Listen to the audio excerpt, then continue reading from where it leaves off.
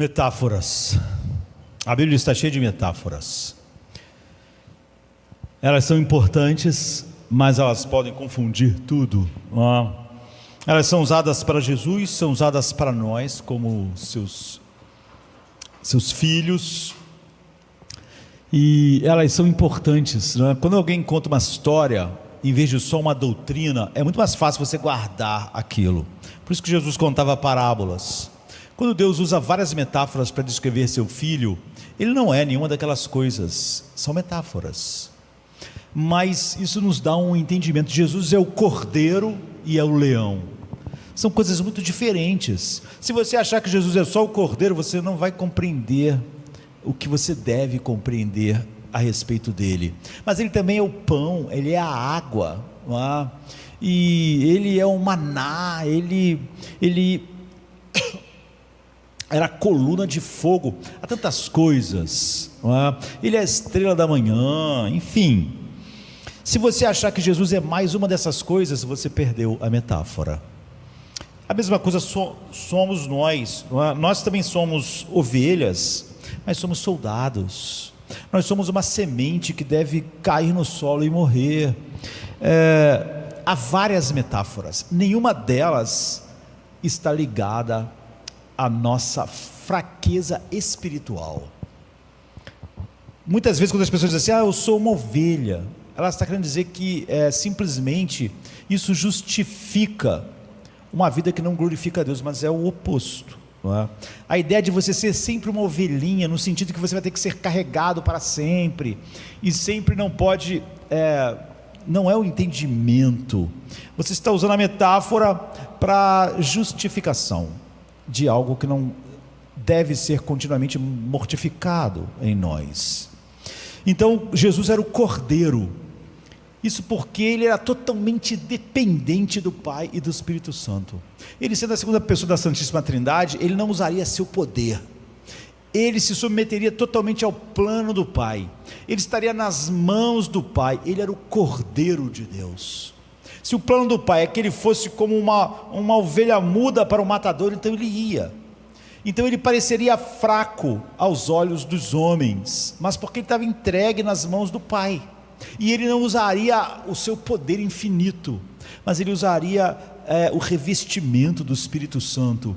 E ele não usaria a sua própria vontade. Ele vai falar várias vezes, não vim fazer a minha vontade, mas daquele que me enviou. Está vendo? Ele é um cordeiro, ele está totalmente nas mãos do Pai, no propósito do Pai, no plano do Pai. É assim que nós somos uma ovelha, mas nós não somos. Você vê, a ovelha não é para justificar a fraqueza pecaminosa, é para dizer que nós temos um pastor que é Cristo, que conduz nossas vidas, como o Pai conduzia a vida de Cristo aqui, e que dele nós recebemos todo o poder necessário. Ele está pastoreando Cristo as nossas vidas, mas ao mesmo tempo nós somos comparados a um soldado forte, armado, porque ele nos capacita. Então Paulo diz, tomai toda a armadura de Deus,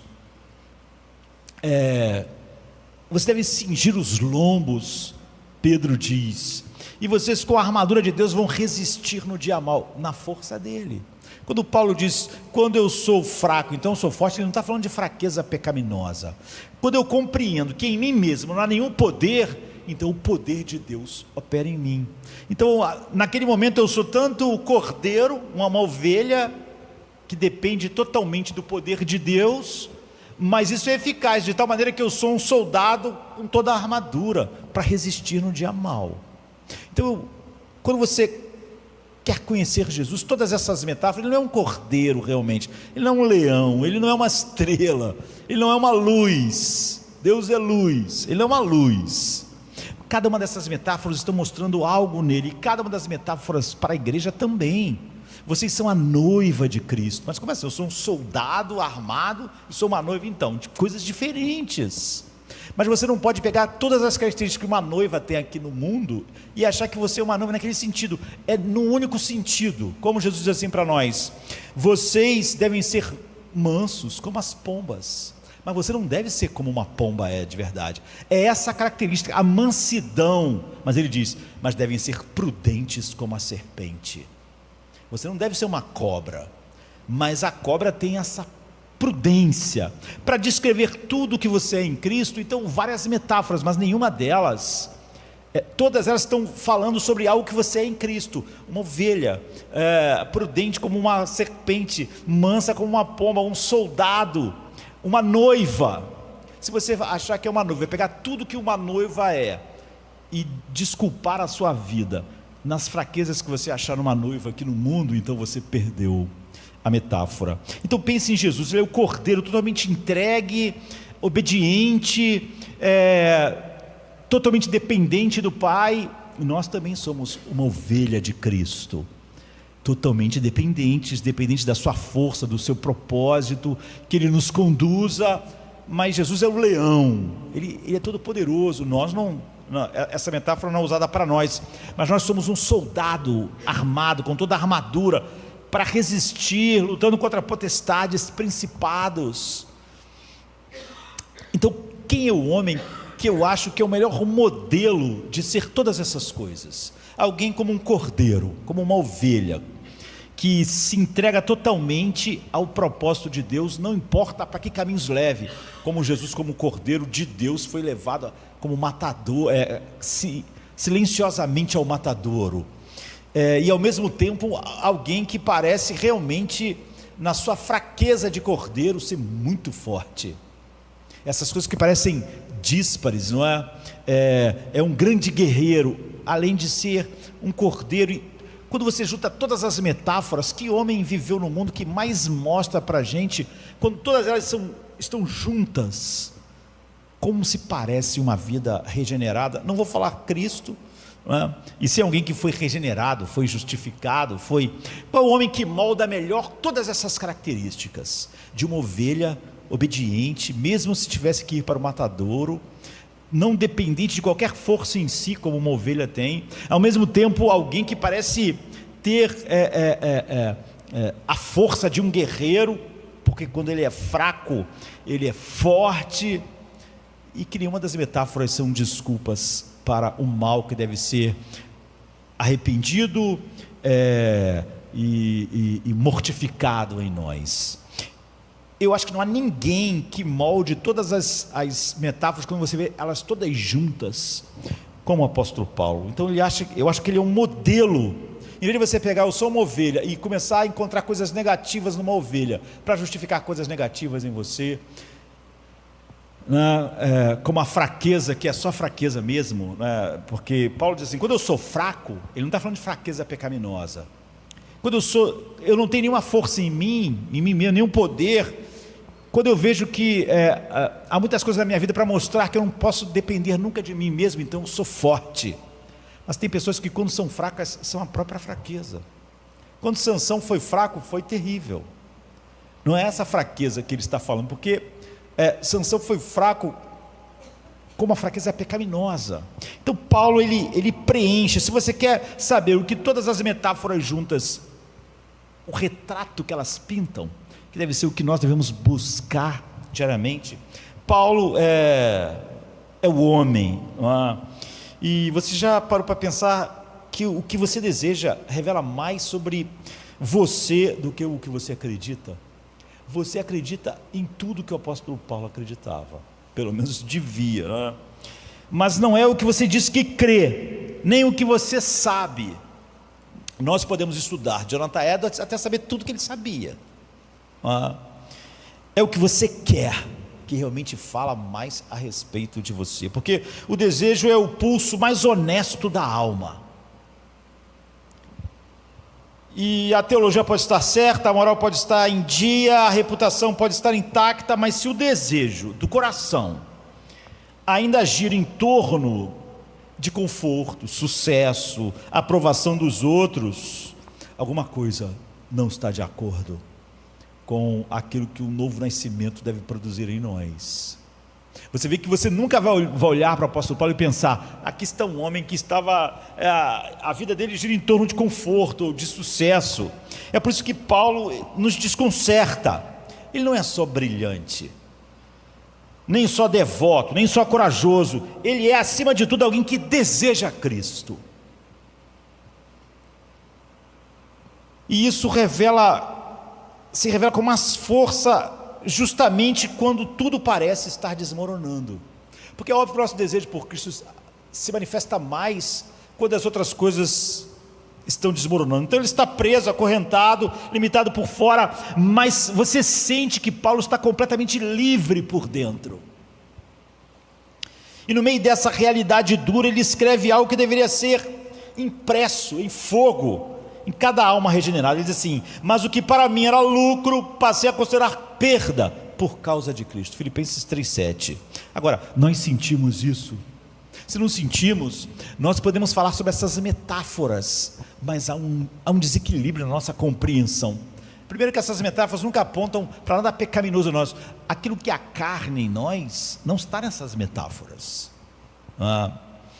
Ele está dizendo que perdeu tudo e se alegrou, porque ele comparou isso a Cristo, e aí ele achou que ele estava no lucro. Tudo que antes era importante para ele parecia não só não importante, mas parecia esterco. Isso não é cinismo espiritual, não é espiritualizar a dor e o sofrimento que ele estava experimentando, é ter visto algo tão maior, tão mais belo, tão mais verdadeiro, que o resto simplesmente perdeu o brilho.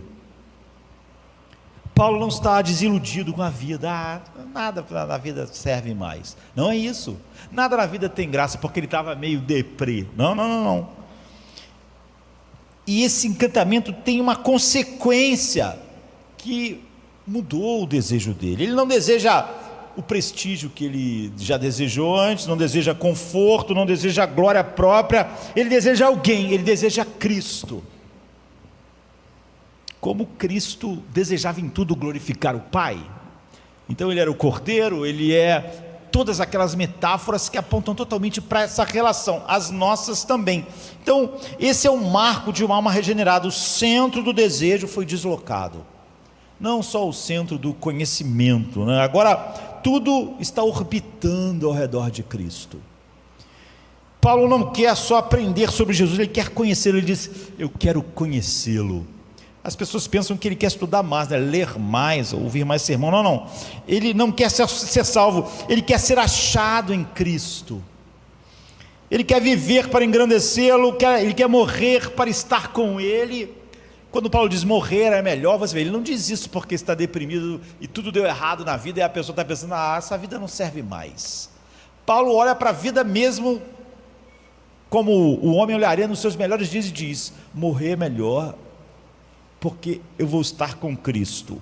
Ele quer ser conformado, ele quer engrandecê-lo, ele se regozija na vinda de Cristo, todo dia. Então, ele tem muitos desejos, mas você sente que Paulo tem muitos desejos em um só objeto. E essa é a pergunta que nos confronta: se fosse possível ter uma vida confortável, respeitada, moralmente correta, mas sem Cristo no centro, seria suficiente para nós? Para Paulo não, e para uma alma regenerada também não deveria ser assim. E tudo que está na nossa vida que não está apontando para esse lugar é aquilo que devia morrer em nós. Aquilo não está em nenhuma daquelas metáforas que nós recebemos por pertencermos a Cristo. Porque, no fim das contas, a fé verdadeira não é só crer, é desejar, é ter fome, é ter sede, é sentir que a vida inteira perde o sentido agora.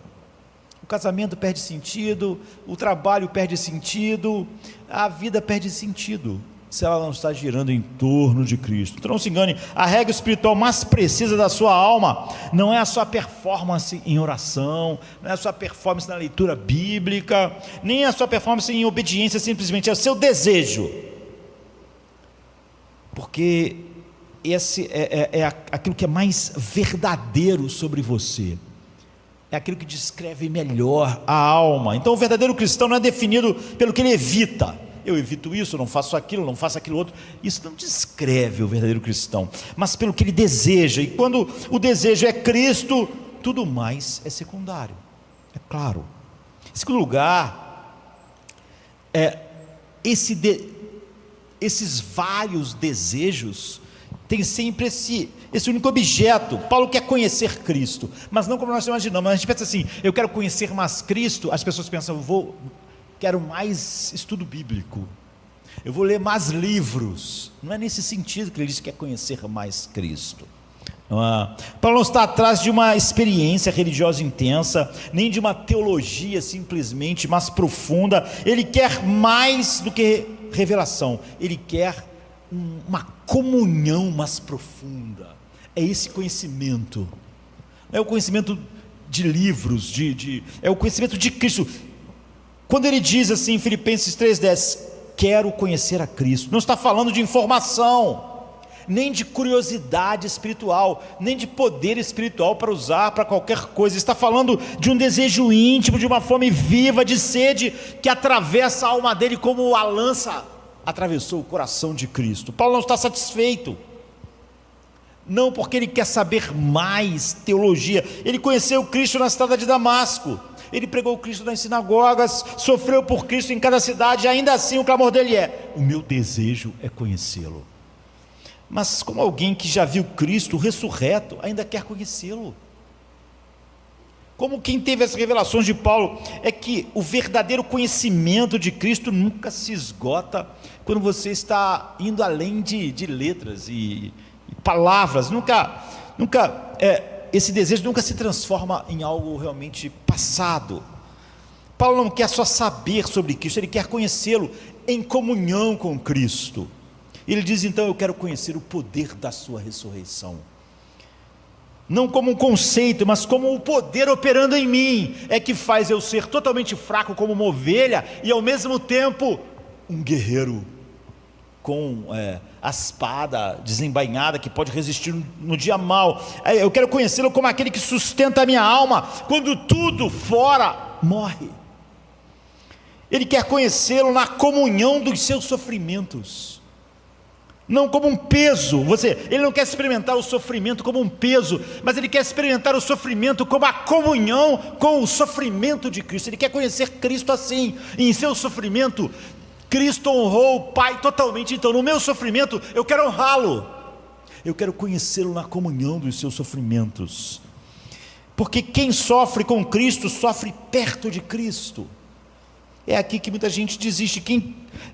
Querem conhecer o poder de Jesus para resolver coisas, não a sua dor. Eu não quero ser conformado, eu quero conhecer o poder da ressurreição. Ele diz: mas eu quero ter comunhão com os seus sofrimentos, eu quero conhecê-lo assim. Querem o conforto do Salvador, mas não o molde da sua morte. Paulo: não, eu quero conhecê-lo em sua morte. Paulo sabe, não existe conhecimento real de Cristo sem semelhança com Ele. Conhecer Cristo é mais do que admirá-lo, é ser realmente moldado pelo Pai, a imagem dele, é conhecer por dentro, conhecer na carne, conhecer na hora da perda.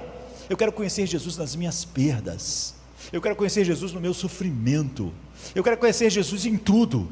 Eu quero conhecer Jesus quando eu for abandonado. Então, Jesus foi abandonado, eu quero conhecê-lo aí. Eu quero conhecer o Jesus que foi abandonado quando eu for abandonado. É ali quando tudo desaba, mas Cristo permanece. Como tudo desabou para Cristo e o Pai permaneceu para Ele, então, eu quero conhecê-lo assim. Conhecer a Cristo é um tipo de intimidade que queima e consola ao mesmo tempo. É o que Paulo queria, é o conhecimento que te faz menor por fora, mas vivo por dentro.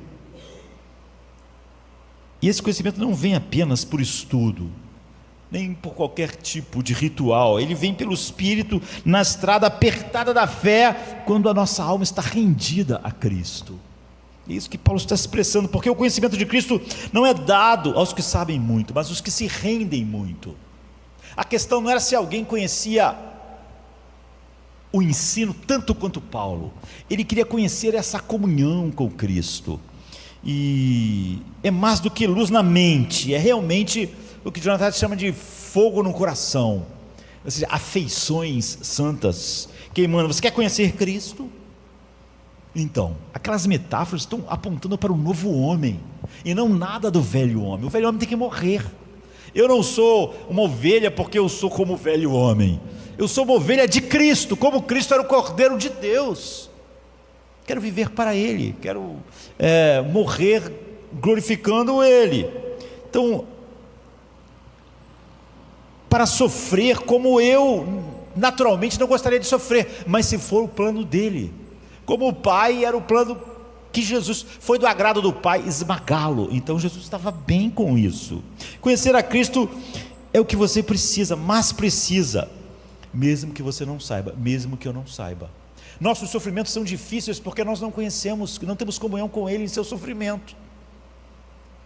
A nossa falta de força não tem nada a ver com aquelas metáforas, tem a ver porque não conhecemos o poder da sua ressurreição.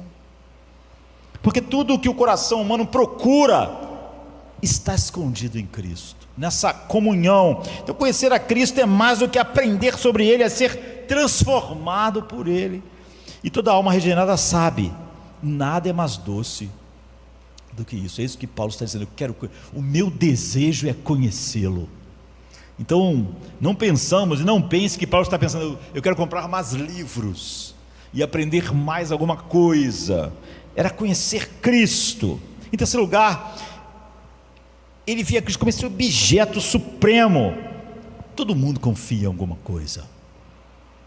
Pode ser no dinheiro, na inteligência, na imagem que nós construímos, ou na solidez do que a gente acha que conseguiu juntar num banco, na estabilidade emocional, nas conquistas, nas conexões. Às vezes você confia na sua estabilidade emocional, mas mais cedo ou mais tarde a vida trata de mostrar que essas coisas são muito frágeis.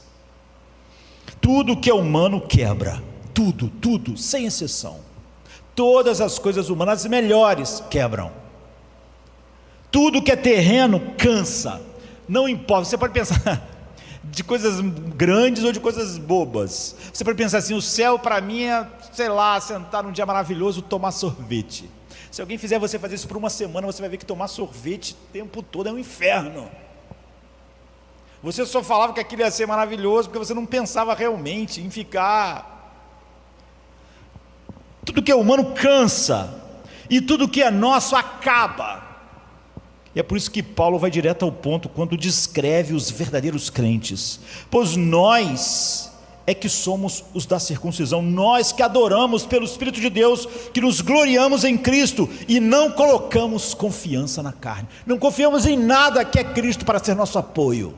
São coisas boas, são maravilhosas. Filipenses 3,3, né? Paulo conhecia bem isso que ele chama de carne. Ele teve o currículo perfeito da carne, irrepreensível segundo a lei, zeloso moralmente, uma pessoa exemplar. Mas quando ele viu Cristo, tudo isso virou nada para ele. Ele não só abandonou a autoconfiança, ele a considerou um dano. Ele considerou que se apoiar naquilo seria uma miséria, seria um esterco na sua vida. Porque confiar na carne não é apenas inútil, Paulo diz. Se você confiar em alguma coisa da carne, isso não é só inútil, é perigoso. É confiar numa ponte que vai desabar quando você pisar nela, no dia que você mais precisar. O Evangelho começa exatamente aí. Quando o orgulho morre, Cristo se torna tudo. Quando você ainda se gloria em alguma coisa que não é Cristo, então ainda não. Mas não é só na confiança que esse deslocamento acontece também no discurso, naquilo que ocupa os lábios, o pensamento, o centro das conversas, e Paulo não esconde isso. É verdade que alguns pregam a Cristo por inveja e rivalidade, ele diz, mas que importa? Porque você vê, Paulo era o primeiro a escrever para os Gálatas e dizer assim, vocês deixaram o Evangelho, mas não existe outro Evangelho. Mas aqui você vê que ele diz, não importa. O importante é que de qualquer forma, seja por motivo falso ou verdadeiro, Cristo esteja sendo pregado. Ou seja, o que ele está dizendo é o seguinte, essas pessoas estão pregando só para me ferir, porque eu estou preso, elas estão dizendo que elas estão fazendo a obra de Deus e Deus está abençoando elas, eu não sou abençoado. Ok, ele está dizendo, mas eu não me importo, porque eles não estão pregando o erro, eles estão pregando a verdade, e eu me alegro. Se Cristo está sendo pregado, mesmo que seja com esse espírito, isso eles vão ver com Deus um dia, eu me alegro por ele estar sendo pregado, porque eles não estão pregando uma heresia, mas o que impulsiona eles não é bom. Mas ele diz, por isso me alegro. O importante é de qualquer forma, seja por motivo falso ou verdadeiro, Cristo está sendo pregado, e por isso eu me alegro. Olha o que ele está dizendo: mesmo quando o ego de outro é a fonte da pregação, mas não há erro nela, eu me alegro que Cristo esteja sendo pregado, mesmo que ele esteja fazendo isso para se comparar comigo e tirar, se achar melhor. Isso é libertação real, queridos. É ter o coração tão cheio de Jesus que o próprio ego não precisa mais vencer o ego do outro. Então ele, tudo bem, Cristo não é só o conteúdo da mensagem, é o único motivo para a mensagem existir. Ele está dizendo, se a mensagem está realmente apontando para o que é verdade, e eu não vou ficar preso aos motivos dessas pessoas, eu vou me alegrar.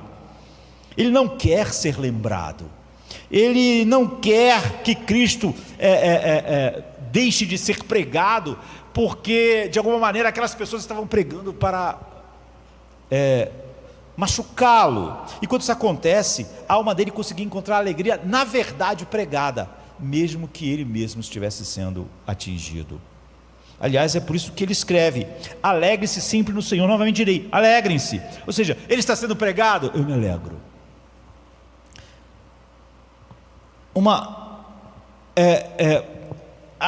A alegria em Cristo não depende, você vê, de nada ligado ao seu próprio ego. Depende daquilo que está dentro dele, que se gloria em Cristo. E quando ele escuta o eco do verdadeiro evangelho sendo pregado, então ele se alegra.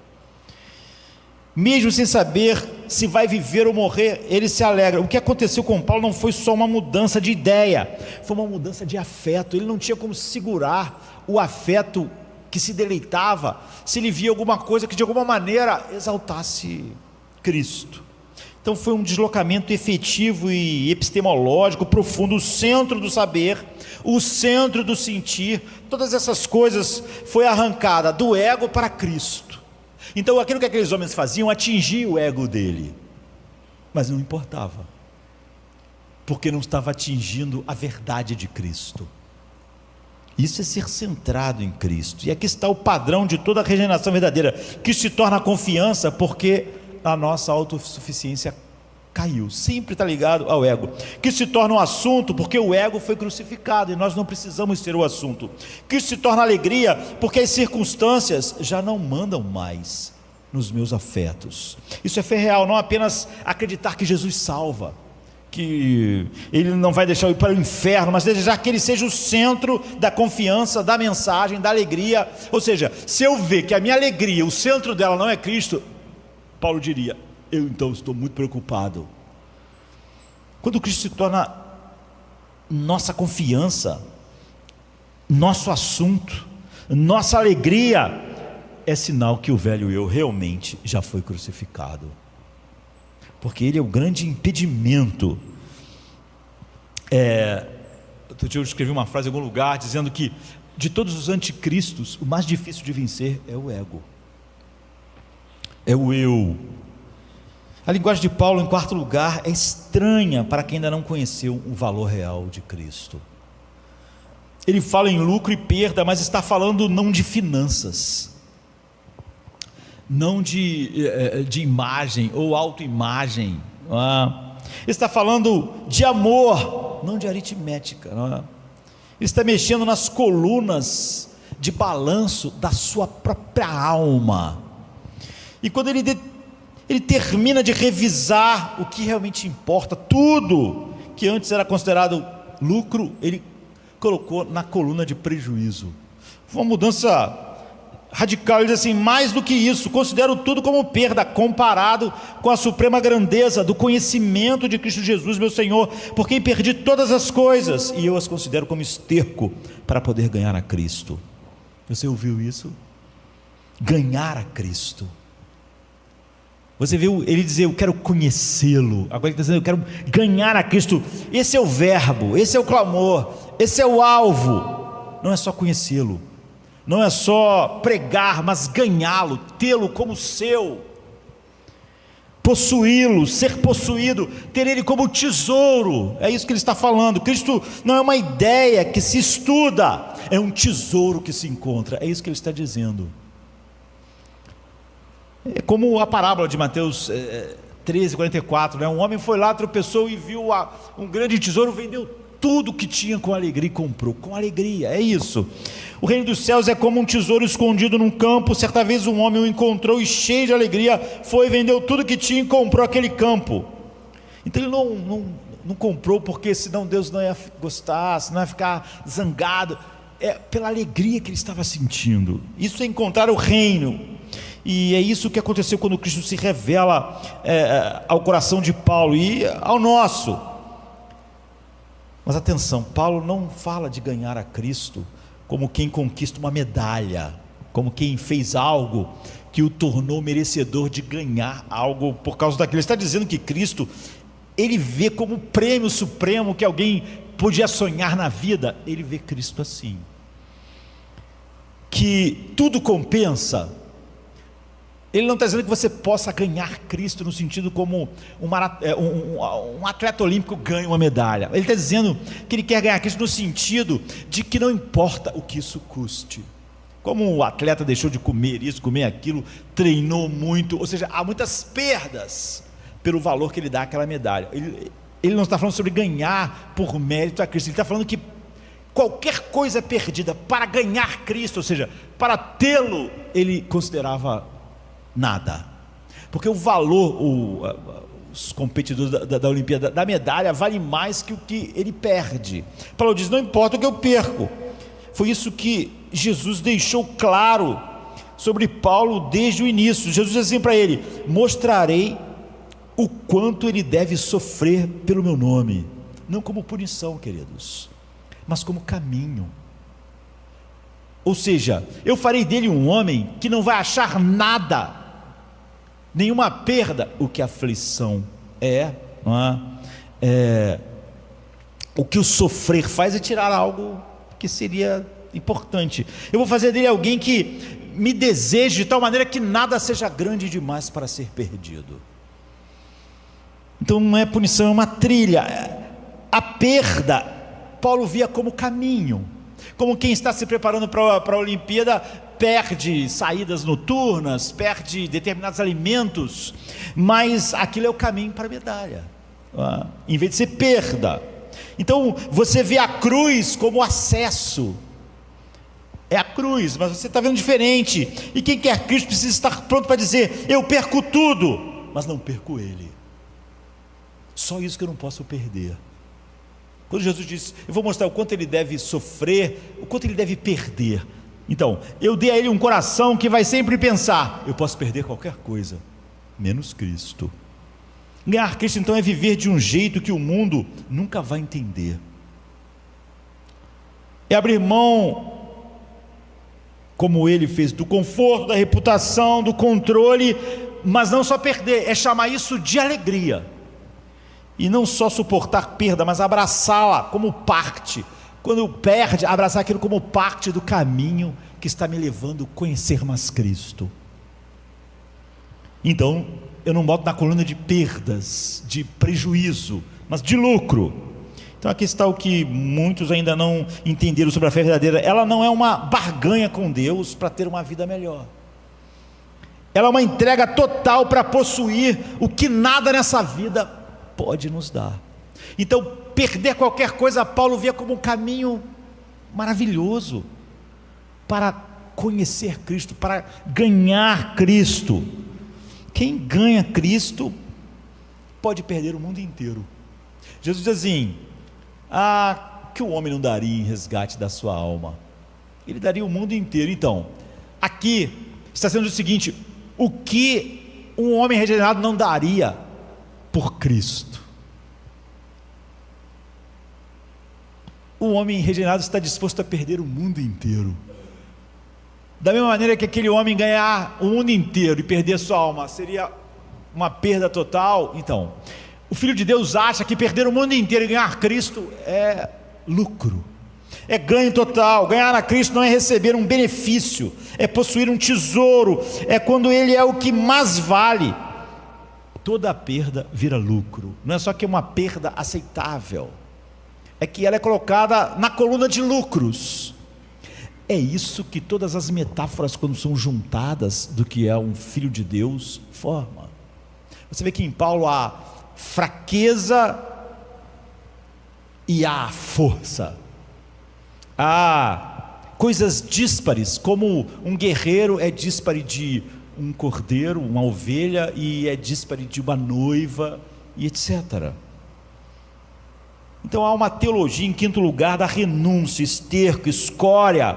Ou seja, na verdade essas palavras estão falando que há um fim da autoconfiança. Antes de Paulo ser Paulo, era Saulo, e Saulo era tudo que alguém religioso sonhava ser. É o ápice do que a religião pode dar. Nascido num berço certo, isso você não controla, né? Circuncidado ao 8º dia, da tribo de Benjamim, hebreu de hebreus, fariseu, zeloso, irrepreensível externamente, segundo a lei. Ou seja, esse era um currículo tão sólido, que poderia facilmente ser, você colocar, sabe essas pessoas que botam um quadro com seus diplomas? Então, você podia fazer disso a sua vitrine espiritual. Seria a melhor vitrine espiritual que você podia ter. Os melhores quadros de como você é uma pessoa de oração, de conhecimento, de obediência, enfim, um currículo tão sólido que poderia facilmente ser colocado como moldura na vitrine espiritual. Mas no momento em que Cristo apareceu no caminho de Damasco, todas essas coisas viraram pó.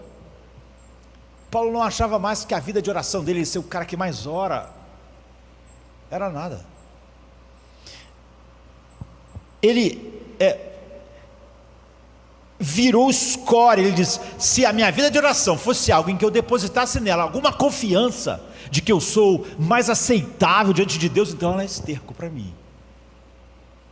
Eu não quero ter nenhuma justiça que venha de nada a não ser de Cristo, nenhuma justiça que vem da lei, do que eu faço. Essas são palavras que Paulo usa. Por quem perdi todas as coisas, ele está falando dessas coisas. A minha vida irrepreensível, todo mundo me vendo como um cara mais espiritual, mais entendido da Bíblia. Ele não está falando dos seus pecados horríveis, que agora são esterco para ele. Agora aqueles pecados que eu amava fedem. Ele está falando do seu melhor, da sua justiça. Eu as considero como esterco para poder ganhar a Cristo. Filipenses 3:8. Não é exagero, não é? A gente podia chamar da teologia da renúncia, mas quando a gente fala de renúncia, a gente está pensando em renunciar, e está renunciando tudo que as pessoas diriam: que cara espiritual, que cara consagrado, que cara com uma vida centrada nas coisas, porque ninguém é melhor na vida de oração do que ele, ninguém é melhor conhecedor da palavra que ele, ninguém é melhor como modelo espiritual. Ele disse: eu ser um modelo espiritual, em mim mesmo, uma justiça que vem do que eu faço, é esterco para mim. É o momento em que a alma entende tudo o que me fazia forte diante dos homens, tudo que era admirável, me torna fraco diante de Deus. Se a minha vida de oração fizer isso, então essa vida de oração está me tornando fraco diante de Deus, está me fazendo confiar menos na justiça de Cristo, está me fazendo confiar em alguma coisa em mim. Paulo não está rejeitando pecados escandalosos quando está dizendo isso aqui. Rejeito minha vida de prostituição, meus pecados sexuais, as minhas ambições. Ele não está falando disso, mundanas.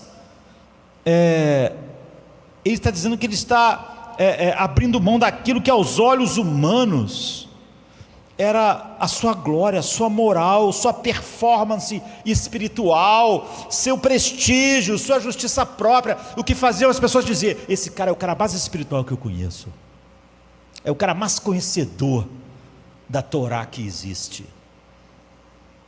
E essa é a renúncia mais difícil de todas. É muito difícil você sentir, é fácil você sentir que os seus pecados terríveis eram horríveis, mas tu achar que a sua vida de oração não há nada nela que te recomende diante de Deus é muito difícil.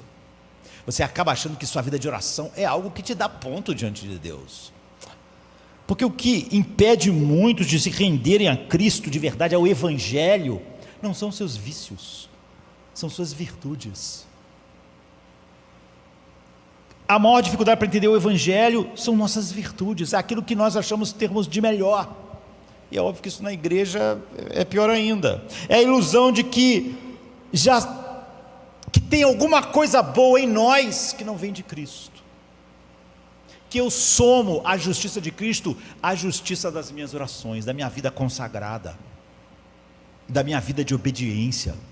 E aí eu olho para essas coisas e digo, isso aqui, Cristo, isso é esterco, isso não me recomenda diante de Deus. Se essas coisas não estiverem cobertas com o sangue de Cristo, são totalmente detestáveis, porque me fizeram acreditar mais em mim, aumentou minha autossuficiência. É a ilusão de que tem algo bom em nós, de que já fizemos alguma coisa que Deus aceitou fora de Cristo, de que merecemos alguma coisa de Deus fora de Cristo, por algo que a gente fez e não pelo que Ele fez. Mas Isaías já havia falado séculos, e todos nós somos como um impuro, e todos os nossos atos de justiça, Isaías está falando disso, nossa vida de oração, nossa vida como povo de Deus, nossa vida que foi circuncidado ao 8º dia, nós que seguimos a Torá, todos esses atos de justiça, nossa obediência, são como trapos imundos diante de Deus. Ou seja, esse é o lugar, você viu que o seu melhor é imundo diante de Deus. Não há nenhuma justiça para você vinda da sua suposta obediência, da sua suposta vida de oração, do seu estudo, do seu conhecimento bíblico, da sua obediência a Deus. Percebe? Não são os pecados que não são nossos trapos imundos, são nossos atos de justiça. É aquilo que nós achávamos, isso Deus aceita, e isso aqui fez diferença, a minha vida de oração fez diferença. É isso que Isaías está dizendo, que são trapos imundos. Até que temos de melhor, o que está sendo dito é o seguinte: a sua vida de oração, o melhor momento da sua vida de oração sem Cristo, fede, é um trapo imundo para Deus. Sua melhor obediência, fede, é um trapo imundo. Não é a sua desobediência, não é a sua não oração. Até a nossa maior virtude, sem a graça, não passa de vaidade. Foi isso que Paulo entendeu. Ele realmente era totalmente dependente, ele era uma ovelha, dependente totalmente de Deus. Foi isso que o destruiu por dentro e o reconstruiu. Porque a conversão não foi só uma mudança de crença, foi o fim de Saulo de Tarso, mas não o fim das coisas ruins que ele fazia, foi o fim das melhores coisas que ele fazia. Literalmente, o homem que se apresentava como irrepreensível morreu, o homem que era o melhor em oração morreu, o homem que era o mais obediente segundo a lei era irrepreensível, morreu. O homem que acreditava na sua dedicação a conhecer a palavra de Deus morreu. Ele não confiava nessas coisas, ele não queria nenhuma ideia de que havia alguma justiça nessas coisas. O nome que carregava prestígio ficou para trás, o orgulho que sustentava a sua identidade foi crucificado com Cristo. Não só aquilo que você, ou que ele podia chamar de pecados, e ali no chão da estrada, cego de glória e caído em graça, nasce esse novo homem. Não depende mais de nenhuma dessas, não tira a glória de nenhuma dessas coisas. Ele sabe que ele não é aceito por Deus por nada disso, que essas coisas sem Cristo fedem. A vida de oração fede, a obediência, a suposta obediência, meus atos de justiça fedem, tudo fede. Ele não confia mais nada na carne, ou seja, em nada em mim fora de Cristo. Ele não mais então acumula mérito. Se tudo que ele sabe que é aceitável a Deus é em Cristo e por causa de Cristo, então que mérito sobra para mim? Nenhum. Então eu não conto mais méritos. Mas agora, desejando ser achado em Cristo, não em nenhuma justiça, ele diz, desejando não ter nenhuma justiça que vem da lei, da minha suposta obediência, zero, mas apenas a justiça que vem pela fé em Cristo. Esse é o coração da justificação. Não é Deus melhorar nossa ficha, é Deus te dar uma identidade em Cristo. Não é uma reforma do caráter, é uma imputação da justiça de Cristo. Você não é aceito por Deus porque virou uma pessoa melhor. Se fosse basear-se nisso, você fede. Mesmo que você diga, mas o Evangelho me fez uma pessoa... Então, mas isso aí, sem o Evangelho, fede. Você é aceito porque está em Cristo, e isso só é possível quando o Evangelho te leva às realidades, é a renúncia de si mesmo, senão você sempre tentará se gloriar em alguma coisa que você faz. A renúncia de si mesmo, do orgulho, a renúncia do nome. A graça começa onde nossa autoconfiança morre. Se nós confiamos um pouco na nossa vida de oração, então a graça não pode operar, não está operando. A porta de entrada do Evangelho é baixa por isso, que quando diz baixa, apertado, o buraco de uma agulha, está querendo falar isso, ele é apertada demais para quem carrega o ego, ou qualquer orgulho, ou qualquer ideia de que um mínimo de mérito você tem, não consegue passar pela porta, com essa bagagem, só passa quem está totalmente prostrado, não é? Só vive quem morre para si mesmo. Em sexto lugar, engrandecer a Cristo. Todas as metáforas da nova vida estão formando esse novo homem. Nenhuma delas é uma desculpa para aquilo que pertence à velha vida. Paulo não queria apenas conhecer Cristo, nem apenas ganhar Cristo, ele queria engrandecer Cristo.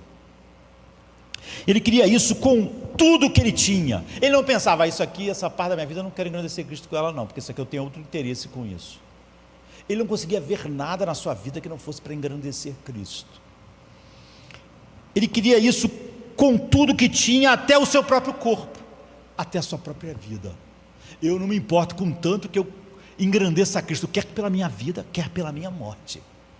Eu não quero ter nem a vida, eu não quero que nada em mim, ou que eu tenha, de alguma maneira esteja fora do propósito de engrandecer Cristo. A minha ardente expectativa e esperança é que em nada serei envergonhado, mas que, com toda a determinação de sempre, também agora Cristo será engrandecido no meu corpo, quer pela minha vida, quer pela minha morte. Filipenses 1:20. Repare bem, ele não está pedindo para ser usado, nem reconhecido. Ele está pedindo para ser um palco, que a minha vida seja um palco onde Cristo aparece. Quem se importa com o palco? Todo mundo só quer ver o ator, só quer ver o artista. Ninguém sai, que palco maravilhoso. Não, é o que o artista faz que importa. Paulo diz, eu quero que a minha morte seja um palco para Cristo, quero que a minha vida seja um palco para Cristo, quero que a minha prisão seja um palco para Cristo, um altar ambulante. Eu quero ser um púlpito vivo, minha morte vai ser um púlpito vivo para Cristo. Eu quero viver de um jeito que o mundo olhe e diga, Cristo é grande. Engrandecer é isso. Nós não podemos fazer Cristo maior, mas eu quero que quando as pessoas me verem morrendo, elas digam, Cristo é grande. Eu quero que quando eles me vejam vivendo, eles digam, Cristo é grande. Eu quero que quando eles me vejam trabalhando e ganhando, eles digam, Cristo é grande, e nada mais. Eu quero. E se for para isso, for preciso eu morrer, eu estou em paz. Ele vai ser visto como grande na minha morte. Então não me importa se eu vou ser solto ou vou ser condenado à morte, porque para ele viver não é mais um fim em Paulo, porque para ele o viver é Cristo, porque para mim o viver é Cristo e o morrer é lucro. Ou seja, ele está dizendo o seguinte, a minha vida é uma forma de mostrar Cristo, eu sou um palco, essa é a minha vida, tudo que compõe a minha vida está mostrando Cristo como grande. É isso que eu quero. Mas se a morte for mostrar ele grande, melhor, então morrer é lucro. Essa frase não é uma metáfora bonita, é o resumo da teologia encarnada do apóstolo Paulo. Ele é uma ovelha de Cristo, e ele é um bom soldado da fé, ele é a noiva de Cristo. Você vai encontrar nesse desejo, nessa paixão, coisas da noiva. Você vai encontrar nessa força, coisas do soldado. Você vai encontrar nessa obediência, coisas da ovelha. É uma alma que foi entregue, agora vive para ser moldada. O viver é Cristo, significa, tudo em mim está a serviço da glória dele. Eu não vejo o meu dinheiro, a minha mente, minha inteligência, minha vida, minha morte, está a serviço de Cristo. Eu não estou nesse mundo para mais nada, eu sou um palco. O tempo, a voz, os dons, minhas dores, meus sofrimentos vão engrandecer Cristo. Então isso é mais importante do que Deus tirar essas dores, é isso. Nas minhas dores eu não quero que ninguém veja Cristo como pequeno. Quando eu estiver sofrendo, eu não quero que ninguém veja Cristo como pequeno. Eu não quero me portar de maneira que as pessoas pensem que Cristo é menor do que as dores. Eu quero que elas vejam ao olhar minhas dores como Cristo é maior do que as dores do apóstolo Paulo. É isso. Mas o morrer é lucro. Isso é outra profundidade, é entender que até o fim do corpo, do teu corpo, pode ser o começo de um louvor mais puro. Ele está dizendo o seguinte, por exemplo, a gente não vai ser condenado como ele, mas o meu envelhecer, em vez de ser um desespero, eu quero que no meu envelhecer, as pessoas, eu quero que isso seja um palco, para que elas vejam Cristo, na minha velhice, nas dores da velhice, nos problemas da velhice. É aceitar que a morte, quando chega, não interrompe a minha adoração, ela consuma a minha adoração. A vida engrandece Cristo pelo sacrifício diário, um vivo sacrifício, e a morte engrandece Cristo porque as pessoas veem uma entrega final que o engrandece. Ele é muito maior que a morte, ele era muito maior que minhas dores, ele era muito maior do que aqueles supostos atos de justiça. Ou seja, uma é o altar, a vida, não é?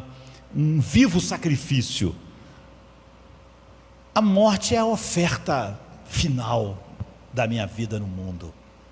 E é por isso que João Batista, diante de Cristo, disse que é necessário que ele cresça e que eu diminua, porque isso é a descrição da vida, isso é mais do que humildade, isso é o nosso chamado, é vocação do cristão, e é isso que está naquelas várias metáforas.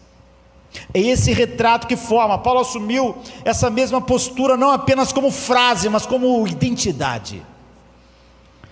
Ele queria que o nome dele sumisse, se isso fizesse o nome de Cristo brilhar. Então ele diz o seguinte: se eu ficar preso, essas pessoas estão pregando Cristo corretamente, provavelmente eu vou desaparecer, não é? Eu estou aqui, estou sendo esquecido. Não importa. O que importa é que Cristo esteja sendo anunciado, proclamado. E a maneira como isso se manifestava era concreta. Seu corpo era realmente ferramenta da glória. Ele diz: carrego em meu corpo as marcas de Cristo. Ele não olhava que aquelas marcas, aquelas feridas, aquelas cicatrizes fossem dele, são de Cristo, porque nelas tudo que eu queria era mostrar Cristo grande. Então não são minhas feridas, não são minhas cicatrizes. Eu carrego em meu corpo as estigmas de Cristo, as marcas de Cristo. Seu ministério então era uma vitrine da cruz, seu sofrimento era uma liturgia viva do poder de Cristo. Ele foi apedrejado, açoitado, aprisionado, abandonado, e mesmo assim, cada ferida, ele não se enchia de autopiedade. Ele dizia: essa é uma ferida de Cristo, não é minha. Não olhem para mim, vocês aí em Filipos, não fiquem com pena de mim, porque essa ferida é uma marca de Cristo, é uma ferida de Cristo, ou seja, ela é um palco para manifestar a glória de Cristo, não a mim mesmo. Cada lágrima era uma lente, cada perda um espelho apontando para um Cristo maior do que o que ele perdia. Se ele mostrasse que alguma coisa que ele perdia, seu nome ou qualquer coisa, fosse maior que Cristo, então aquilo derrubava ele. Não era masoquismo, era uma missão, mostrar com o próprio corpo o que as palavras já não conseguem expressar. A gente mesmo cantou aqui agora, quando as palavras não conseguem expressar, o Espírito Santo. Então, Paulo está dizendo o seguinte: eu quero agradecer Cristo, mas todas as minhas palavras não conseguem contar como eu desejo engrandecê-lo. Então tudo está contando, minhas cicatrizes estão contando, minhas prisões estão contando, minha vida está contando, minha morte vai contar. E é por isso que Paulo não tem medo de morrer, porque ele sabe que se viver e mostrar Cristo, para ele essa é a definição de vida. Viver para mim é Cristo, e morrer vai mostrá-lo, e eu vou encontrá-lo perfeitamente. E se Cristo for exaltado na minha morte, então sinceramente tudo isso é lucro. Então viver é um altar, morrer é uma oferta, e quando Cristo é o centro, até a morte vira uma glorificação. Paulo está dizendo. Em sétimo lugar, a vergonha como temor e a coragem como graça. É outra marca que aquelas metáforas formam. Tem muita coisa que a gente teme nessa vida. A gente teme o fracasso, A gente teme o abandono, a crítica, a solidão, a escassez, a morte. Mas nenhum desses era o maior temor de Paulo. O que ele mais temia era envergonhar o nome de Cristo. Era que quando cada uma dessas coisas acontecesse, ele de alguma maneira mostrasse que essas coisas são maiores que Cristo. Era viver de um jeito que de alguma maneira quando essas coisas acontecessem, ele diminuísse Cristo, em vez de engrandecê-lo.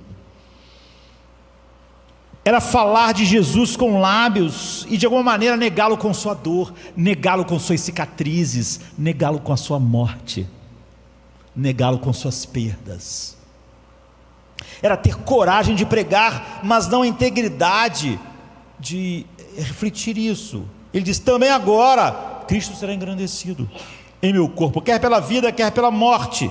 Esta é a minha expectativa e esperança, de que em nada disso eu serei envergonhado. Ou seja, quando eu tiver sentido a maior dor, a minha grande expectativa é que isso, eu não vou agir de uma maneira que não engrandeça Cristo, porque isso seria muito pior do que a dor.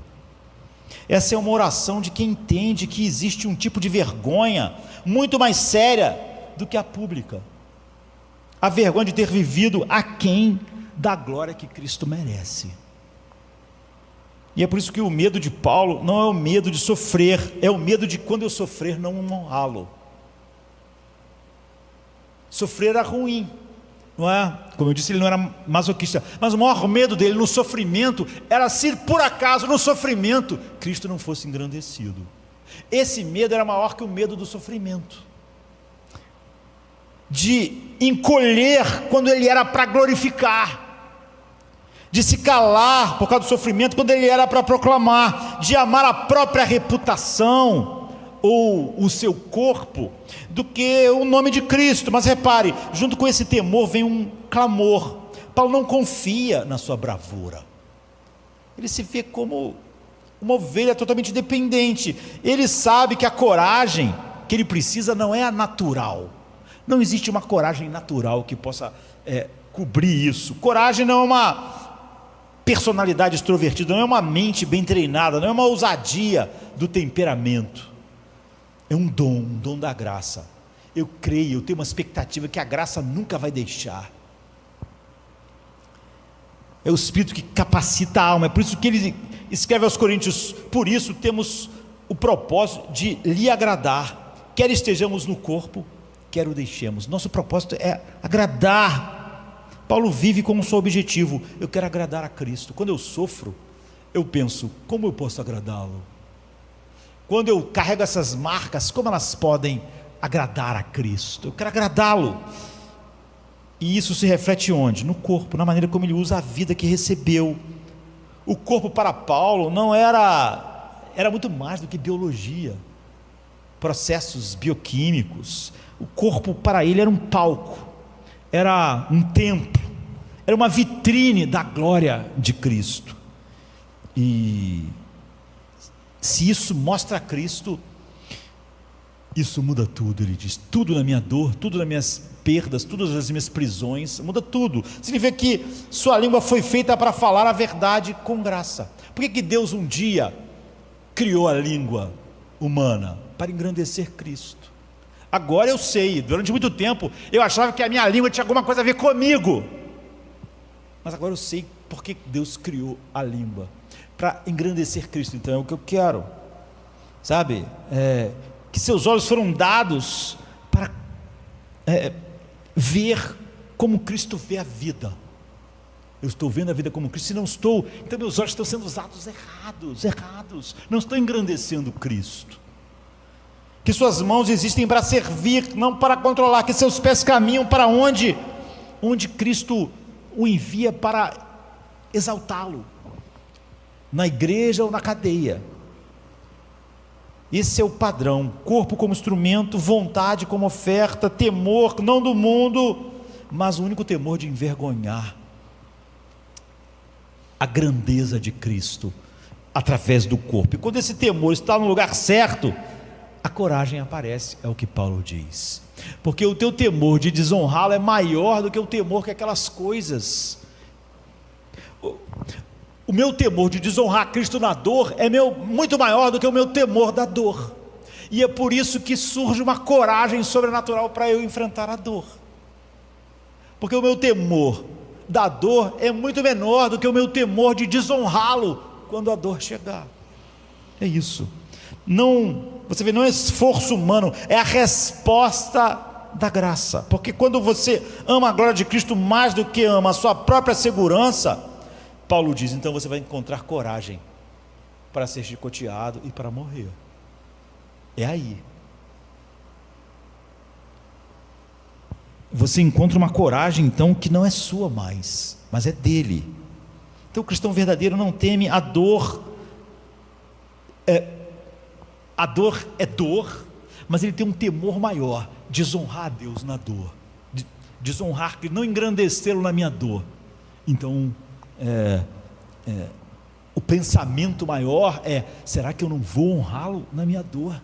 Do que o medo da dor. O maior medo meu é desonrá-lo na dor. Isso dá coragem para eu enfrentar a dor de uma maneira que ele seja engrandecido. É isso. E ele quer ser, em oitavo lugar, achado em Cristo. Essa união como segurança escatológica. Paulo não quer ser visto como alguém bom, não quer ser visto como alguém forte, nem como alguém sábio. Ele quer ser visto em Cristo. Meu desejo é ser achado nele. Se alguém me enxerga em Cristo, é isso que eu quero. Não quero que alguém me veja como sábio, inteligente, capaz. Ele diz, e ser encontrado nele. Não tendo a minha própria justiça que procede da lei, mas a que vem mediante a fé em Cristo. A justiça que procede de Deus e se baseia somente na fé no que Cristo fez. Filipenses 3:9. Essa é uma das frases mais profundas e mais revolucionárias de toda a Bíblia. Paulo está pensando na morte, está pensando nessa possibilidade, no dia em que ele será revelado como ele realmente é. E naquele dia, lá no grande dia, no dia da glorificação, ele não quer ser encontrado com nenhuma credencial que aponte para nada além de Cristo. Ele não quer que aquele dia da glorificação seja algo sobre Paulo, mas sobre Cristo. Isso é incrível. Ele não quer aparecer diante de Deus com nenhum histórico impecável de oração. Ele quer ser achado em Cristo, não no seu histórico de oração, não no seu histórico de fidelidade da pregação da palavra, debaixo do sofrimento. Ele quer ser encontrado em Cristo só. É a única coisa que importa. Ele não quer ser encontrado com um dossiê moral elogiável. Ele quer ser achado em Cristo, coberto por Cristo, oculto em Cristo, justificado em Cristo, Cristo sendo sua sabedoria, Cristo sendo tudo. É assim que ele quer que um dia Deus olhe para ele. Ele não está juntando na vida nada que quer que Deus um dia olhe e diga: bom, vencedor. Ele quer dizer: eu sou vencedor em Cristo. Tudo que está em mim é de Cristo. Porque Paulo sabe que o que muita gente ainda finge que não sabe: a justiça própria é uma mentira bonita, não importa de onde a gente atire. Ela parece funcionar enquanto estamos cercados de elogios e conquistas, mas no dia da morte ela desmorona. Paulo diz: é bom que desmorone antes. E se você estiver apoiado nela, quando ela desmoronar, você vai desmoronar também. Se você se apoia realmente na sua vida de oração, então você pode tirar alguma justiça disso enquanto estiver vivo, mas quando você morrer, ela vai desmoronar e você vai desmoronar junto. É por isso que a doutrina da união com Cristo está no centro da fé bíblica, porque não se trata apenas de imitar Jesus, não só de aprender com Ele, é estar unido a Ele. Unido como? Na sua morte, em sua ressurreição, em sua justiça, em sua glória. É unido em Cristo em tudo. Paulo não quer apenas um Cristo que morreu por ele, ele quer estar em Cristo. Ele quer estar escondido em Cristo como Noé estava escondido na arca, selado, envolvido Ele diz assim, Colossenses: pois vocês morreram e agora a sua vida está escondida com Cristo em Deus. É lá. Essa é a sua segurança da sua função, a única. Você está escondido em Cristo, nada mais. Se você achar que a sua vida de oração, que a minha vida de pregação, que os meus sofrimentos de alguma maneira são uma segurança para mim, isso é uma loucura. Não é que você melhorou, não é o que você melhorou que conta, é o que você morreu. E sua vida agora está guardada em outro lugar, em outra pessoa. É por isso que o Pai me vê sentado nos lugares celestiais em Cristo, porque na verdade é onde eu estou. E aqui está o ponto que muda tudo. A salvação não é apenas o perdão dos pecados, é essa troca de identidade. Por isso que o cristão não vive confuso no mundo. O apóstolo Paulo está dizendo: eles me botam na cadeia, eu não fico lá, agora como é que está a minha identidade? Está no lixo, eu estou sem autoestima nenhuma aqui, vivendo desse jeito. Não é você se tornando mais digno, é você sendo incluído naquele que é digno. É aí que está a tua dignidade. Você está incluído naquele que tem uma identidade perfeita. Por isso Paulo não teme a morte. Ele sabe que a morte não vai revelar Paulo, a morte dele vai revelar Cristo. Se a morte de alguma maneira fosse revelar Paulo no seu melhor, ele está dizendo: eu estaria desesperado. Se ele for achado em Paulo, no seu melhor, tudo aquilo fede diante de Deus. Mas eu quero ser achado em Cristo. E se eu for achado em Cristo, não há nenhuma acusação contra mim, não há nenhuma condenação, não há nada. Essa é a confiança do cristão. Não que será achado como um bom histórico. Foi um bom, fez as coisas, ele é bom. Deus diz bom, porque achou aquela pessoa em Cristo. Então em Cristo tudo é bom para Deus. Esse é meu filho amado, em que eu me comprazo. Se eu estou em Cristo, então ele se compraz. Ele diz bom. Você vai ser achado em Cristo, com a justiça de Cristo sobre si, como um manto, como uma assinatura, como um selo eterno. Então ser achado em Cristo é o que Paulo diz: eu quero ser achado nele. É a certeza de que no final, no dia final, tudo que Deus vai ver em você é Cristo. Não vai ver nada de Paulo. Ele diz: é isso, eu quero ser achado nele, não tendo nenhuma justiça que vem de outro lugar, só em Cristo. E não no lugar, em Cristo, por Cristo e para Cristo. Há essa coisa trinitária. A linguagem do Evangelho não é só doutrina, é espacial também. Não se trata apenas do que você sabe, se trata de onde você está. E Paulo entende isso como poucos, acho que como ninguém. Ele não se refere ao cristão como alguém com Cristo, ou apenas alguém que pertence a Cristo. Ele diz que estamos em Cristo. É mais do que proximidade, é a habitação, é a identidade vindo dele, é a identidade sendo a dele. É essa união vital. É por isso que ele diz que quero ser achado nele, porque estar em Cristo não é uma metáfora, é a realidade espiritual. Em Cristo eu tenho tudo. O Pai me predestinou em Cristo, me amou em Cristo. Fora de Cristo eu não tenho nada.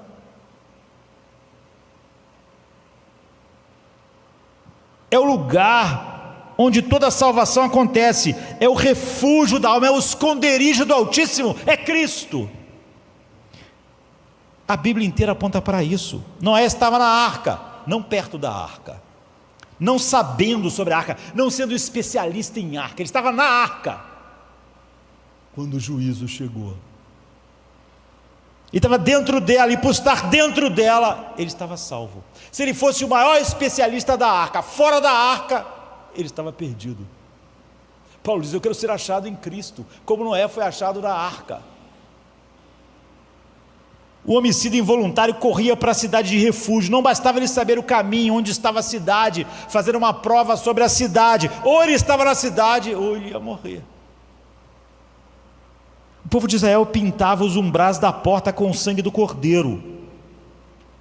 Não adiantava o anjo ver o sangue na casa de qualquer outra pessoa, parente. Era preciso estar. Você não podia botar o sangue ali e ficar na casa ao lado. Você tinha que ser achado dentro da onde estava, dentro de Cristo, em Cristo. Sempre foi sobre estar em um lugar, e agora é sobre estar em alguém. Na velha aliança, para apontar para Cristo, você tinha que estar num lugar. Se você estava entre o povo de Israel, você era o povo de Deus. Você estava fora, você não era. Cristo é a nova habitação do povo de Deus. Ele é o esconderijo do Altíssimo. Ele é a rocha onde nós nos escondemos. Ele é o lugar, o único lugar onde o juízo de Deus não chega, é em Cristo.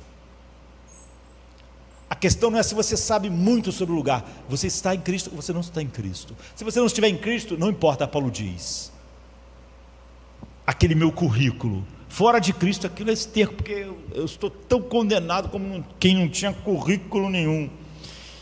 E Jesus é o único lugar onde o juízo de Deus não alcança.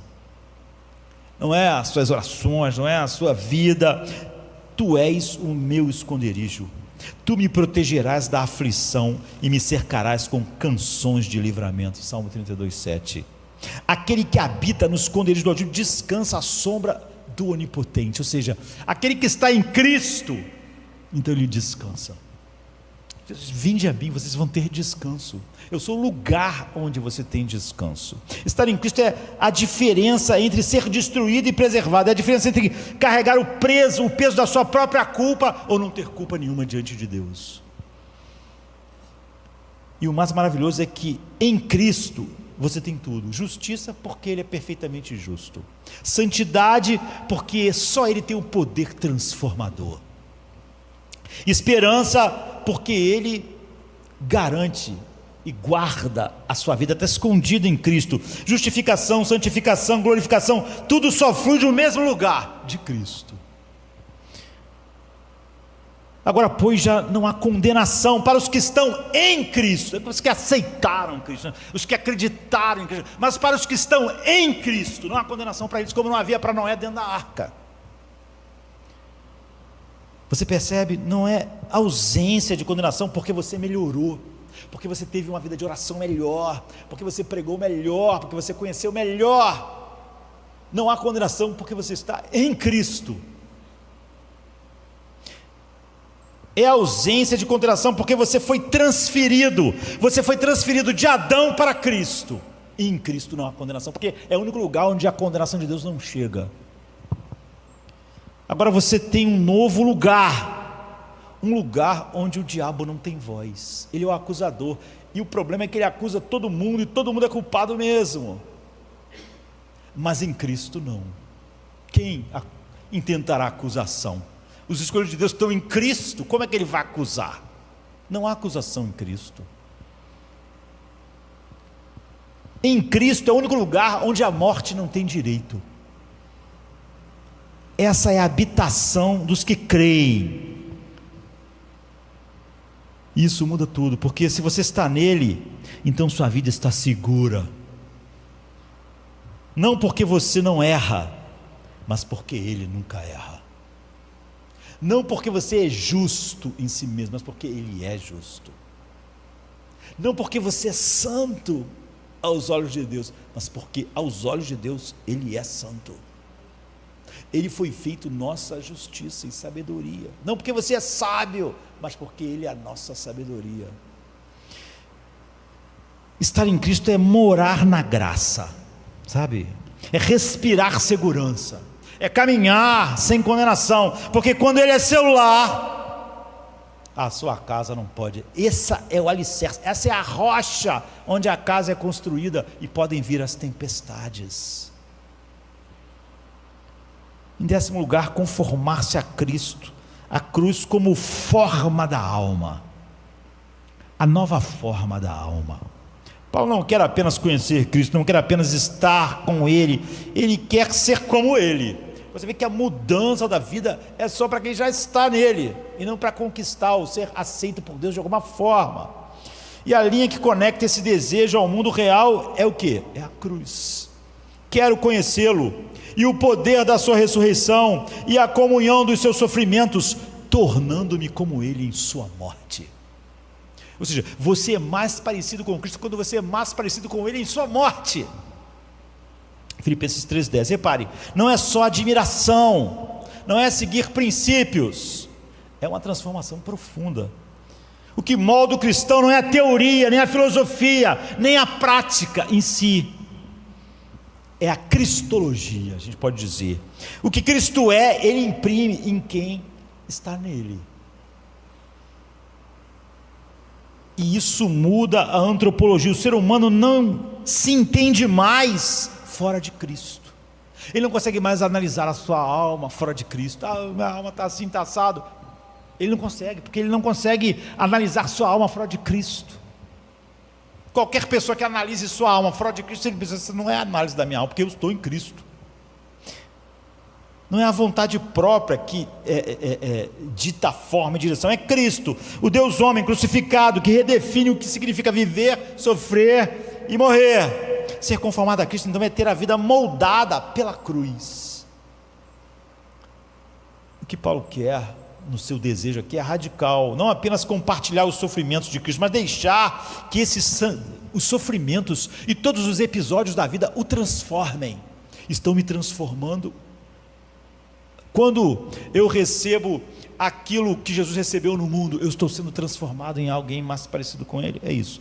A morte de Cristo não é apenas um evento histórico, ela se torna um molde para a alma, referência para cada dor, cada entrega, cada sacrifício. Esse era o desejo de Paulo. Porque os que de antemão conheceu também os predestinou para serem conforme a imagem do seu Filho. Olhe bem, a conformidade não é opcional, porque é um destino da predestinação. A eleição é a escolha, a predestinação é para que eu fui escolhido, não é para ir para o céu. Fomos predestinados não para ir para o céu, mas para sermos a imagem de Cristo. O destino que passa pela cruz, pela entrega, pelo abandono da própria vontade. Jesus nunca fez da vontade dele o centro da sua vida. Não se trata de violência ou masoquismo, trata-se de forma da alma, forma do caráter, forma do coração. A imagem de Cristo. É molde, a arquitetura do Espírito, é o buril da graça trabalhando para esculpir, é o que o Pai está fazendo. O Pai está esculpindo a imagem de Cristo. Cada lágrima, cada perda, cada aflição, cada humilhação, tudo é um cinzel na mão de Deus, Paulo diz agora. Cada prisão, cada chicote, minha alma está cada vez mais refletindo isso, e esse é o meu grande desejo.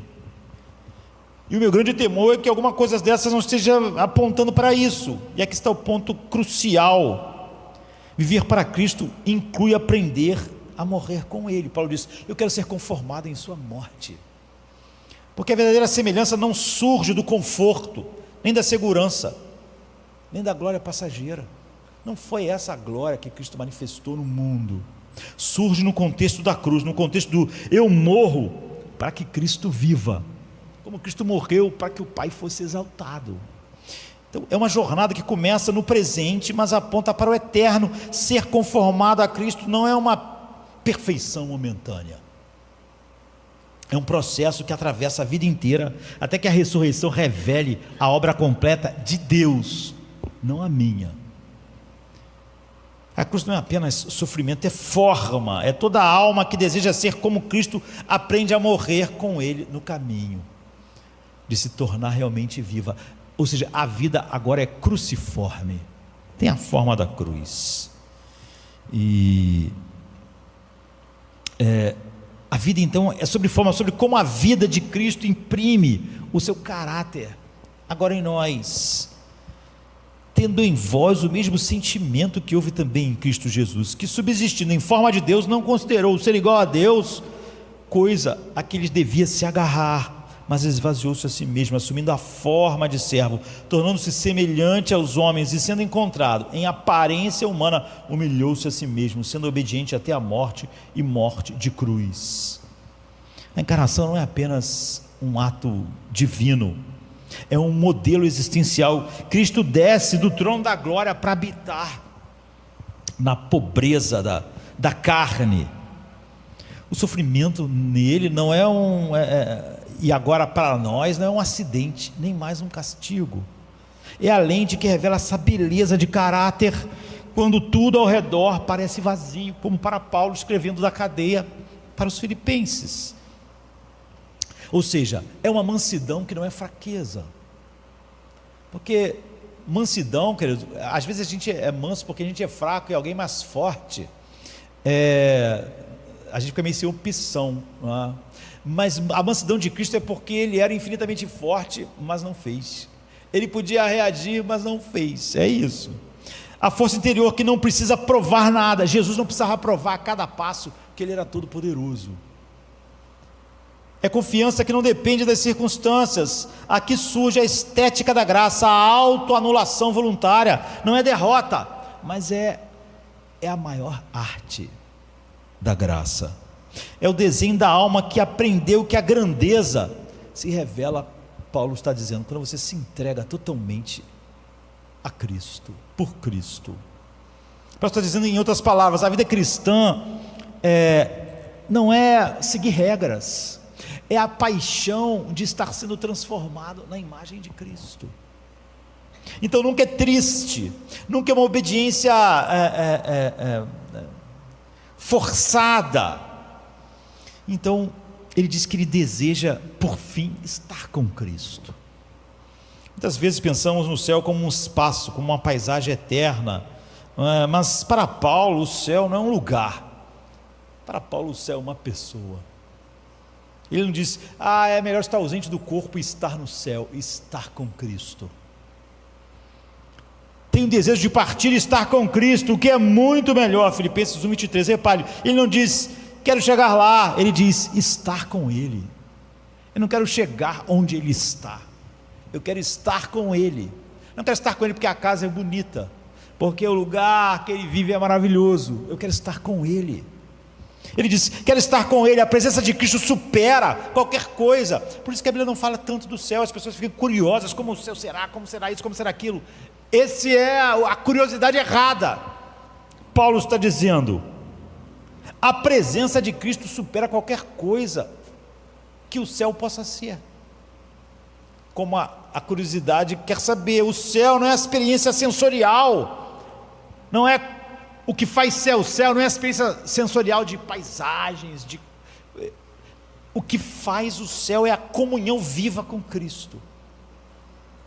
Essa escatologia transforma tudo, porque não se trata do que vamos ver, mas de quem vamos encontrar. O que vamos ver não é importante, Paulo está dizendo. O que dá sentido à eternidade não é o tempo sem fim, viver para sempre, nem a ausência de dor, é a proximidade do Salvador. Paulo escreve aos Coríntios e reforça, preferimos estar ausentes do corpo e habitar com o Senhor. Ele nunca vai falar habitar no céu, habitar num lugar maravilhoso. Não há pressa em morrer, não há ansiedade em deixar a vida, há uma saudade, um desejo, uma antecipação que atravessa dias, noites. Ele diz, esse desejo atravessa minhas prisões, eu não quero isso como fuga da prisão, atravessa os meus sofrimentos, porque estar com Cristo transforma o agora. Paulo diz, se eu quisesse estar com Cristo, porque eu quero fugir da prisão, então meu agora não foi transformado por Cristo. Cada experiência de comunhão, cada oração atendida, cada visita do Espírito é uma prova de que eu estou cada vez mais perto de estar com Ele. E é aí que a saudade se torna pedagógica. Ela nos ensina a valorizar mais o que temos de melhor, a presença de Cristo agora. Tudo que é terreno se torna sombra do que está por vir. É por isso que há um maranata no meu coração. Ele está dizendo, a cada instante da vida é vivido com o coração voltado para a eternidade, por causa de uma pessoa, não para um lugar, mas uma pessoa.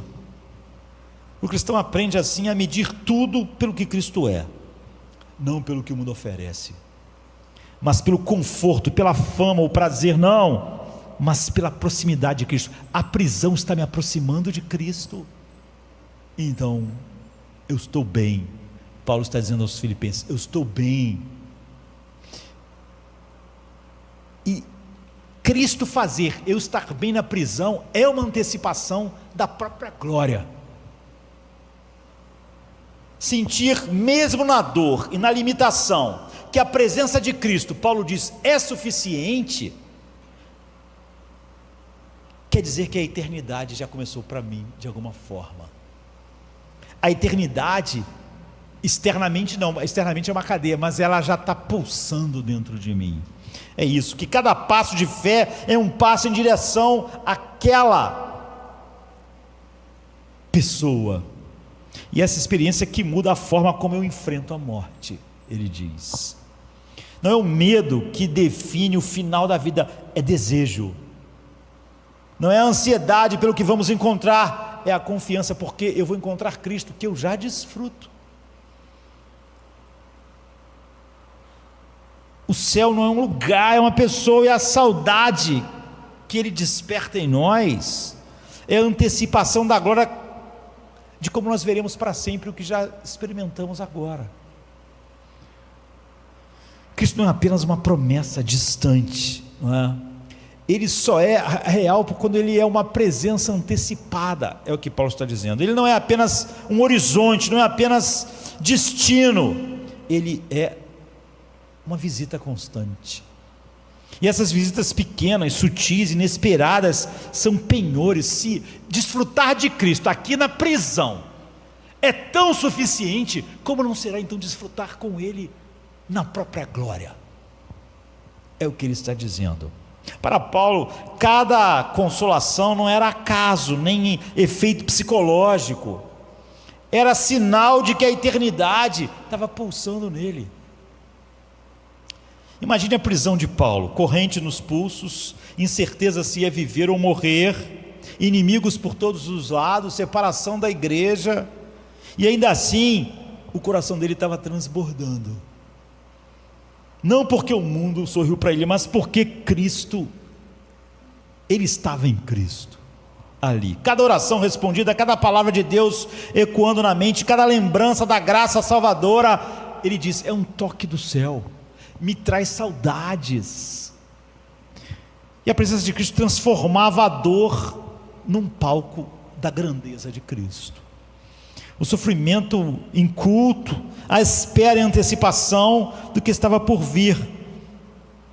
O Cântico dos Cânticos, né, o livro de Cantares, descreve essa presença de forma poética, como uma noiva. Como eu disse, ao juntar as metáforas, o melhor retrato que você tem é esse que Paulo nos mostra tão bem. Aqui em Cantares 2:8 diz: eis a voz do meu amado, ele vem saltando sobre os montes, pulando as colinas. Você vê, não é apenas música, é experiência espiritual. É assim que a alma está percebendo cada vez mais a proximidade final de Cristo. O cristão aprende a ouvir a voz de Cristo nas pequenas coisas, no silêncio da oração, na palavra lida, com fome, no consolo inesperado de irmãos. Viver com Cristo não é apenas obedecer regras, e é receber visitas diárias do céu, que vai aumentando na alma saudade, desejo, porque você experimenta agora. Essas visitas são pedagógicas, ele ensina que o que mais importa não é nada do que foi tirado de Paulo, mas o que ele já tinha e para que ele estava se dirigindo. Elas moldaram desejos, ajustaram expectativas, fortaleceram seu ânimo. Cada toque da graça prepara a alma para a eternidade, é o que ele diz. Todo dia eu estou sempre preparado para a eternidade. Cada vez que a graça toca, para o momento em que não haverá mais saudade, apenas presença plena. Paulo entende isso profundamente. Ele não vive esperando apenas um dia futuro, ele sente o céu na cadeia, mas parcial, e é por isso que ele sente saudade do futuro que ele vai ter.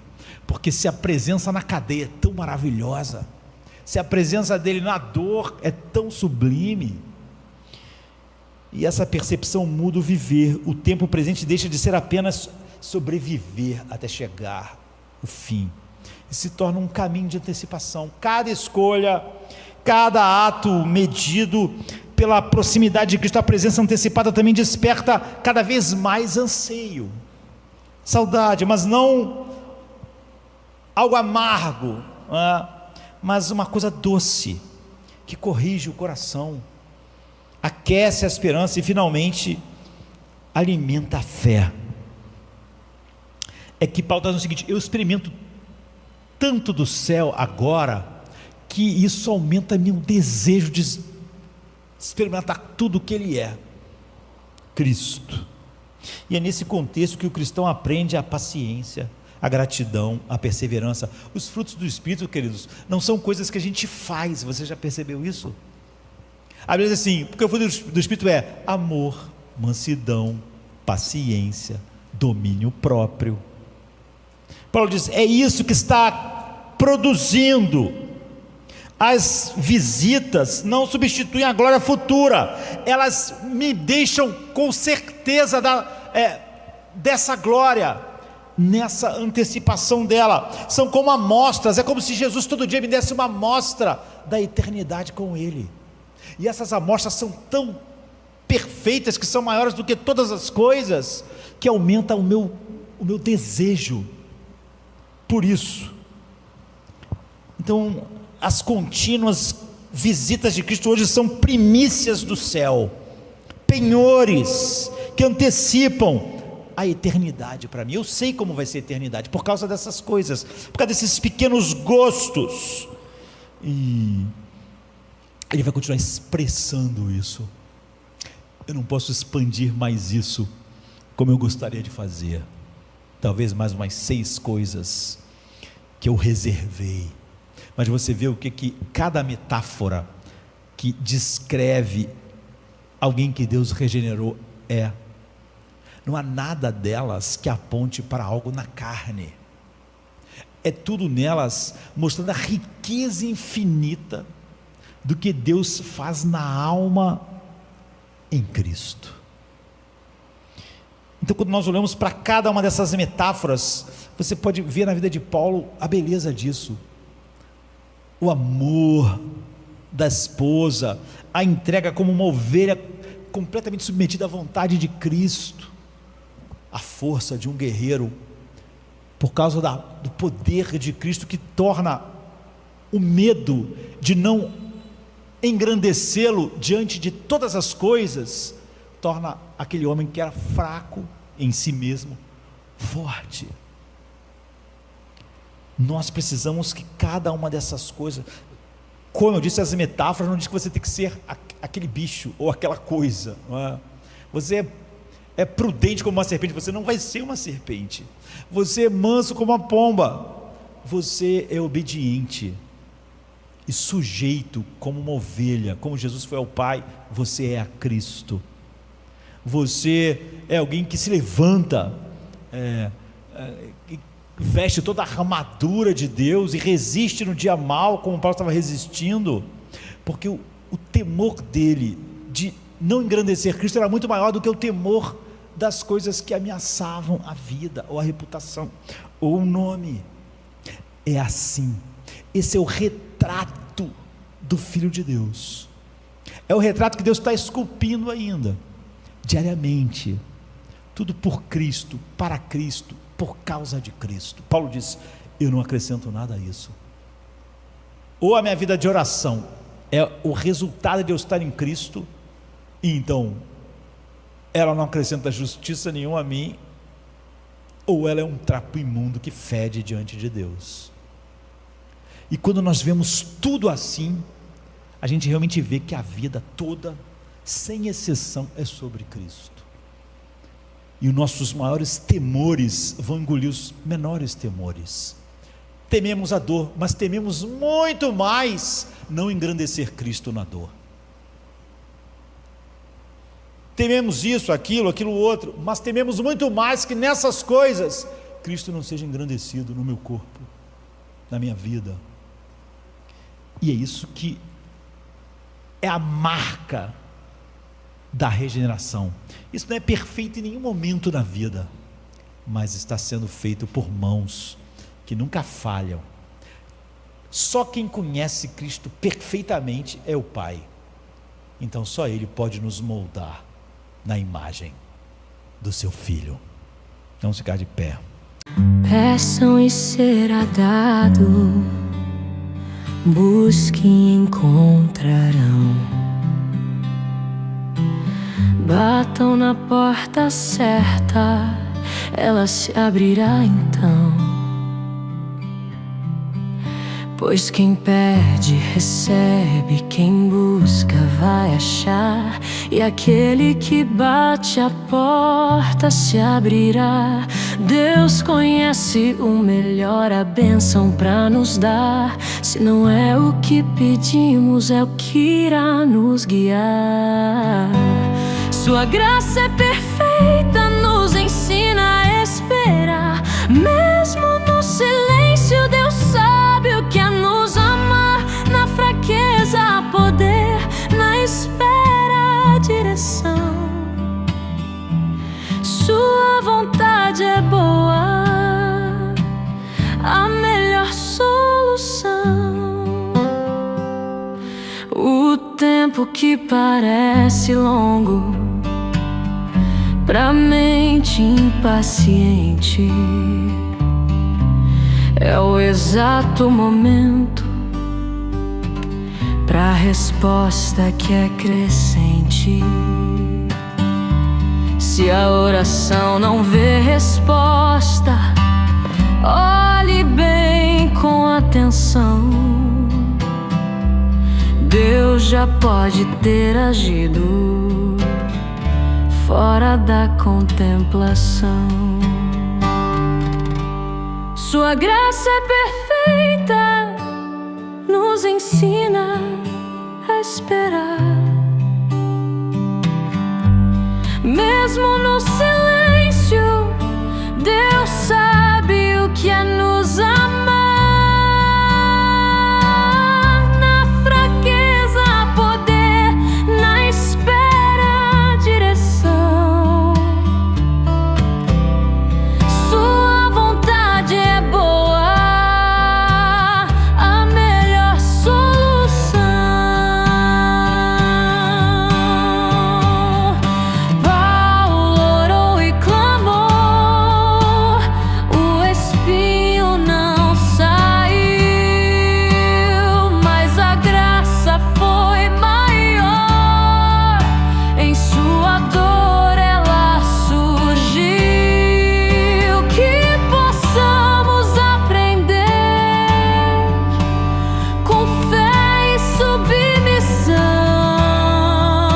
A vontade do Senhor é sempre a melhor lição. Peçam e será dado, busquem e encontrarão, batam na porta certa, ela se abrirá então. Sua vontade é boa, a melhor solução. O tempo que parece longo pra mente impaciente